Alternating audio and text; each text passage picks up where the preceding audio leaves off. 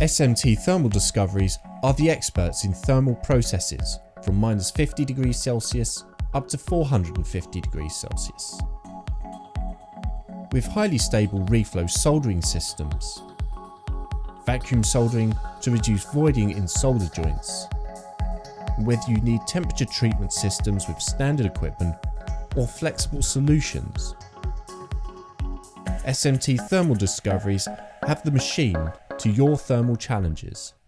Welcome to the Omron booth here at Productronica. I'm joined by Leendert Parlefleet, who's the Technical Service Manager. Thank you for having us. Yeah, no, my pleasure.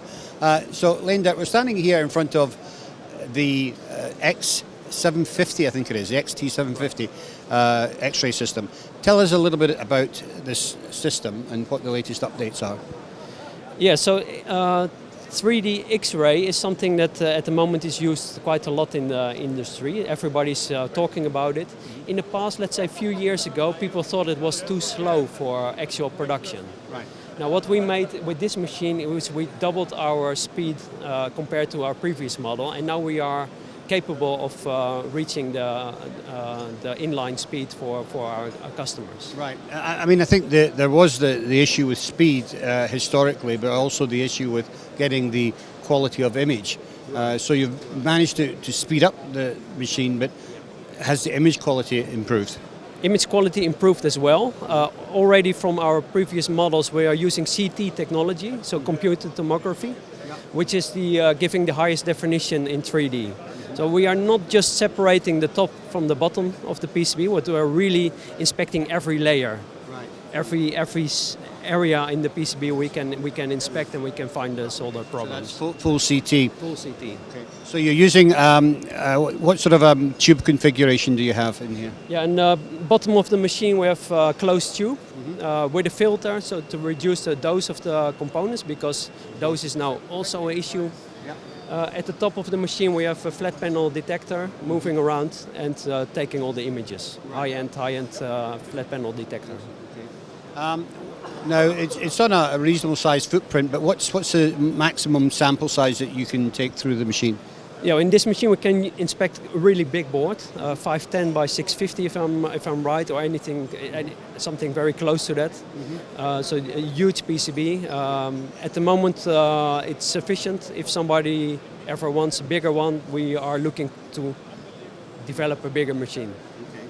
So what makes this machine different and unique? What's the differentiators? There are a couple of things.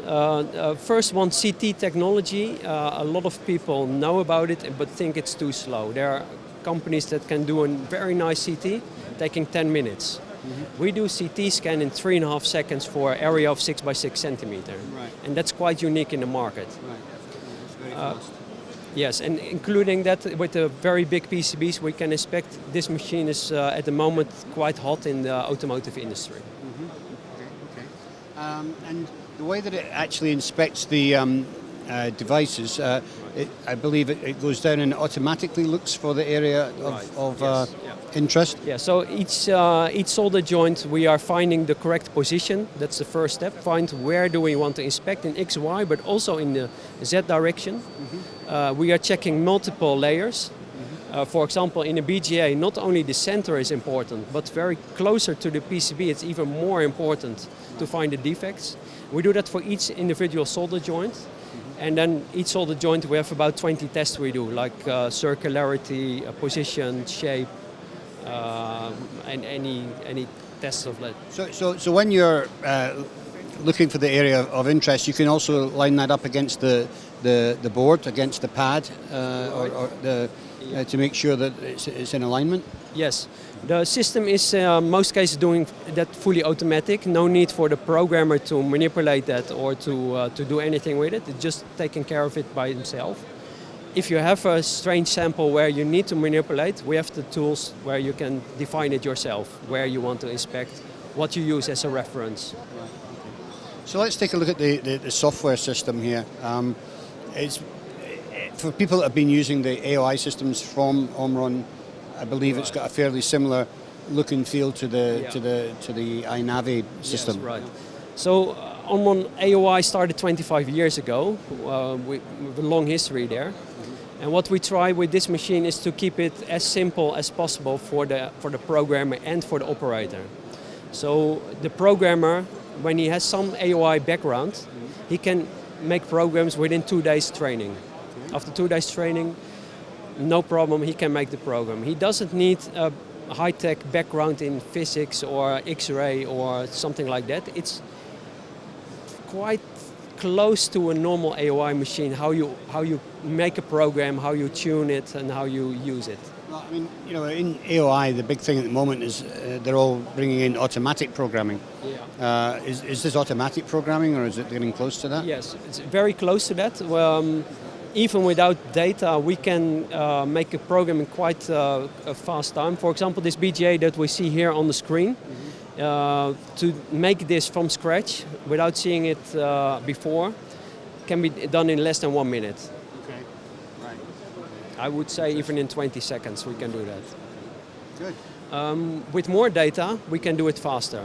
So if the customer can provide things like ODB++ data, including LAN designs, shape of the component, size of the component, we can make a program, full program for this in a matter of minutes. Right. Okay. Great. So what about, you know, you also make SPI systems and AOI systems. If you have a defect where you really need to mine down and have a close look to see where the actual defect originated, is it possible to overlay data from these other systems? Yeah, that's a very good question. That's for the process engineer. Very important to know where is a problem like this, where it's coming from. You can take forever to find out which machine caused this. Now, most likely in this case, it's the solder paste inspection. So with our QUp Navi, we can take all the images from the line and check where did this problem appear. Yeah. So obviously I see it's you're CFX compliant, Right. and as you're a Japanese company, are you also 6th Gen and compliant as well? In Europe we don't use it, but I know that in Asia region we have machines running it. Actually, that's a trend in the market. We are connecting to a lot of different protocols. We are one of the starters of the Hermes protocol here in this corner. So we are a founder of that. We are also joining the Japanese standards, ELS, and other standards. All of them are possible. Well, I want to thank you, Lendert, for giving us a look through the X750 VT X-ray machine. Thank you for joining us today. Thank you very much.